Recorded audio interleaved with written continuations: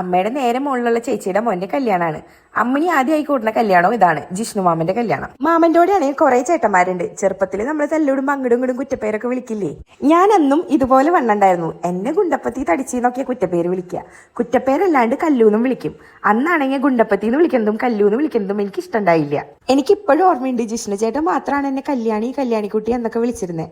അന്നൊക്കെ body shaming എന്താണെന്നൊന്നും അറിയണ പ്രായമല്ല.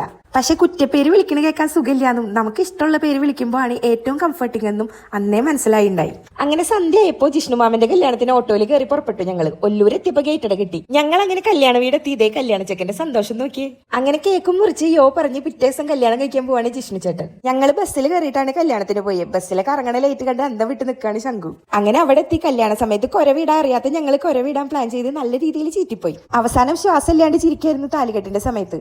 അങ്ങനെ ജിഷ്ണു ചേട്ടന്റെയും മഞ്ജന ചേച്ചിയുടെയും കല്യാണവും കളറായി. പിന്നെ ഈ വീഡിയോ ക്ലിപ്സ് എല്ലാം കണ്ടോണ്ട് എടുത്ത കാരണം ക്ലാരിറ്റി കുറഞ്ഞതും തമ്മി ഒരു ബന്ധമില്ലാത്തതാണെങ്കിലും ഞങ്ങളെല്ലാവരും തമ്മിൽ നല്ല ബന്ധമുണ്ട് കേട്ടോ.